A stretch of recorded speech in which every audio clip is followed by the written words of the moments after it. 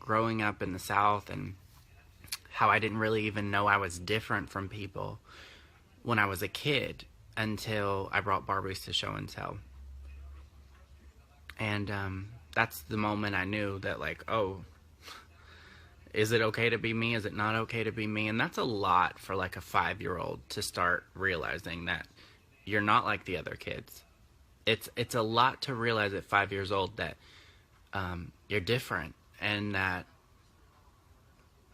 that's where your character comes into play. Because I was thinking about it and I was like, where did I get this courage from? How did I know it wasn't me that was the problem? Because I see so many people that do change themselves to win over the love of their family, that do change themselves to never be the black sheep or whatever they call it. You know, I see a lot of people that believe politically what their parents believe, or they believe religiously, literally, like in terms of religion, politics, whatever they're fed as a child. And I was thinking back to, like, how did I know to just go my own path and not question who I was? Because it sounds real simple, but it's actually deeper than that, like, to me, psychologically, spiritually. Because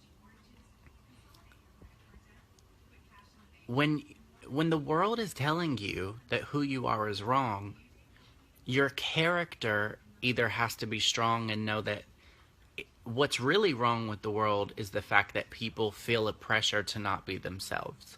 What's really wrong with the world is that we're even confronted with things like that.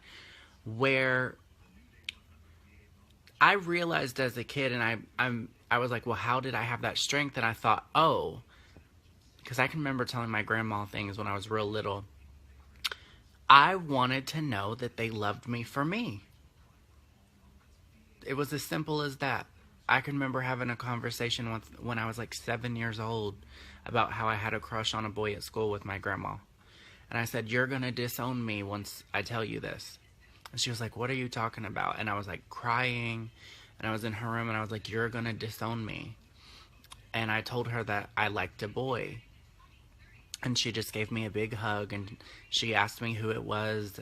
And I mean, my grandma did not accept me being gay or anything like that. She always just let me know she loved me, because she didn't know anyone that was gay growing up. My grandma, you know, she was born in the 40s. Like, she never knew a gay person until me. And she came around as I got older, and she saw this wasn't a phase. This was really who I was. But my point is, just knowing that someone loved me and was not going to leave me, because I had been moved around a lot before my grandma got custody of me. I was in foster care. I was from couch to couch.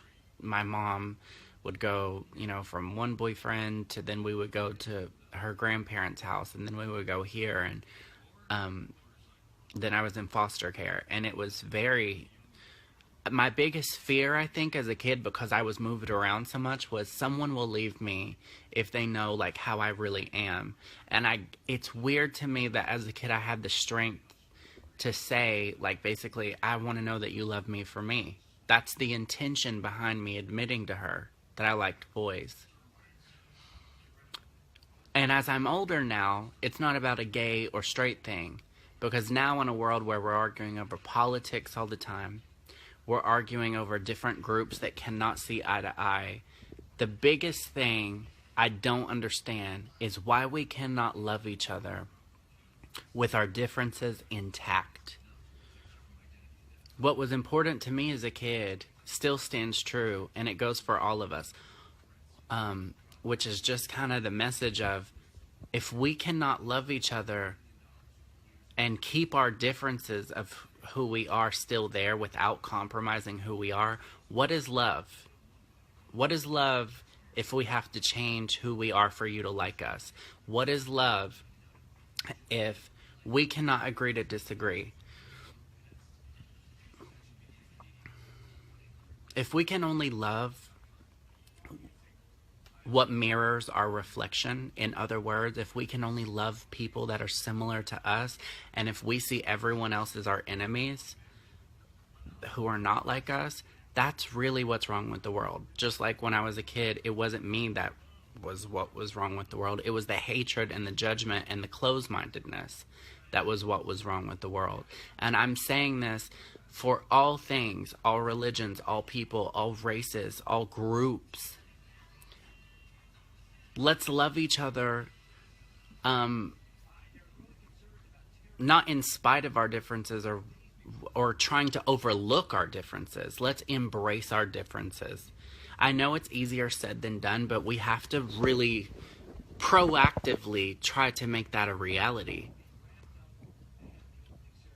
If I can love people who believe I'm going to go to hell for me being who I am, and I can overlook that to a degree and understand that's just their belief, if I can put how that offends me aside, I don't see how other people can't put their differences aside.